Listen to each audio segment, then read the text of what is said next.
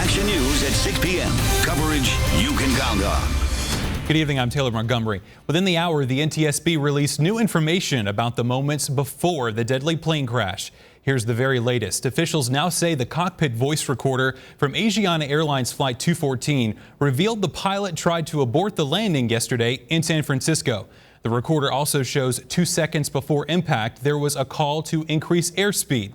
Investigators plan to be on the scene for about a week. Here is what the chairwoman of the NTSB said about the investigation less than 2 hours ago. I will tell you, everything is on the table right now.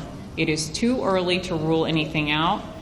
The crash killed 2 16-year-old girls. Tonight, 19 others remain in the hospital, and there are many amazing stories of survival. It is nothing short of a miracle that we had literally 123 people walk away from this. The day after Asiana Airlines Flight 214 slammed into the ground at San Francisco International Airport, even the experts are still amazed. The incredible devastation to that aircraft. We are very thankful that we only have a small number of fatalities and injuries. It could have been a lot worse. The Boeing 777 with more than 300 passengers and crew apparently snagged the breakwater just ahead of the runway, snapping off its tail. It just fell from the tail section. It smashed down with this thunderous sound. And bang, the impact was so strong. The crippled aircraft finally scraped to a halt some 80 feet from the runway, leaving behind a sprawling debris trail before bursting into flames and smoke.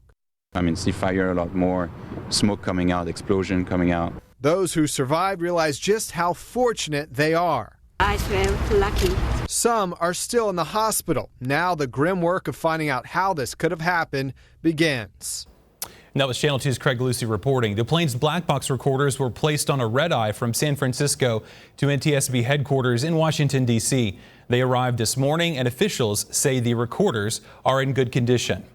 We're hearing from the survivors of the deadly crash tonight. They're talking about the frightening moment when the cabin began filling up with smoke.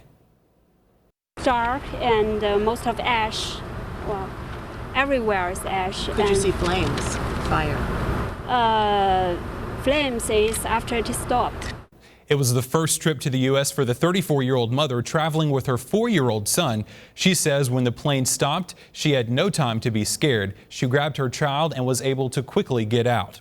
Another survivor who says he owes his life to his seatbelt. The passenger says the force of the crash landing was so powerful, the safety harness was the only way he could have escaped injury.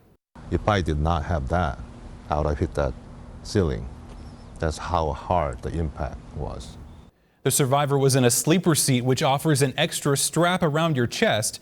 2 people were paralyzed in the crash. 35 Korean middle and high school students were also on board that plane headed to a foreign exchange program in West Hills, Los Angeles. The administrator at West Valley Christian Church and School is waiting patiently to find out if any of his Korean guests were killed or injured. The study abroad program was scheduled to start tomorrow morning. We checked online, and the deadly plane crash is still impacting flights here in Metro Atlanta. Here is a live look at Hartsfield-Jackson International Airport. Some flights from San Francisco to Atlanta originally scheduled for tonight are canceled or delayed. But we did notice that a Delta flight from San Francisco just landed here about a half hour ago. As for departures, those flights appear to be on time. This story is still developing. We'll bring you new information throughout this newscast as it becomes available. That includes a live report from San Francisco International Airport, where the crash investigation is underway right now. We'll take you there in about 15 minutes, and you can also stay connected on our website at WSBTV.com. New at 6, Department of Natural Resource investigators are trying to figure out what caused a deadly boating accident on Lake Allatoona. Witnesses say the driver was run over by his own boat after he fell into the water this morning. Channel 2's Rachel Stockman spoke to witnesses about what they saw.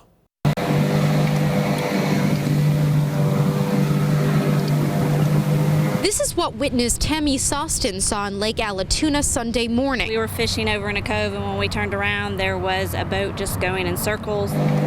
Sostin gave us this cell phone video shortly after she and her family watched the fishing boat go round and round. How long would you say the boat was going round for? Probably about 40 minutes before it ran out of gas. DNR investigators say 50-year-old Robert Lewis fell out of his boat around 10 Sunday morning. We were there Sunday afternoon as investigators pulled that boat from the water. He was trying to swim back the boat after he had fell out, and it was going around and around, and it ran over him. Boater Barry Williams says by the time he and 2 others were able to lift Lewis out of the water, it was too late. He was gone. When our rangers arrived, the boat was still circling, which had been quite a few minutes in the water. Investigators examined the boat's propeller. DNR officials do not believe Lewis was wearing his life jacket. Life jackets are like seat belts in cars. When you realize that you need it, it's too late to put it on. You need to wear these life jackets. Sawston says the tragedy is an important reminder for her son. Yes, he knows to stay away from the motor, stay away from the boat if he's in the water and it's moving still. And that was Channel 2's Rachel Stockman reporting. DNR investigators say they are trying to determine why the man fell out of the boat and what exactly caused him to die. We will continue to be in close contact with investigators. We have more details on boating accidents in Metro Atlanta. In May, a teenager turned himself in after a hit-and-run crash on Lake Lanier. Investigators believe he ran over a yellow Sea-Doo, injuring 2 people. Last summer, 2 brothers, Griffin and Jake Prince, died after a suspected drunk boater hit their boat. 11-year-old Kyle Glover also lost his life on Lake Lanier when a jet ski hit him. A 47-year-old man is in jail this evening charged with murder. Atlanta police say the shooting happened at the victim's home off of Welborn Drive in northeast Atlanta on Saturday. Channel 2's Liz Arts has learned neighbors helped solve this crime. People who live near this Atlanta apartment complex told us what they saw the day police say one of their neighbors, a man in his 60s, was murdered. The woman that was crying out here a couple weeks ago was out ranting about how there was a drug dealer living there and how she was done with it and she was going to call the cops. He was shot and killed Saturday right around noon. Police arrested this man for his murder, 46-year-old Andre Myrick. Police have not released many details or a motive, but residents who live in the building say there was constant traffic, people in and out of that unit, all times of day and night. One even recognized the suspect when we showed him a mugshot.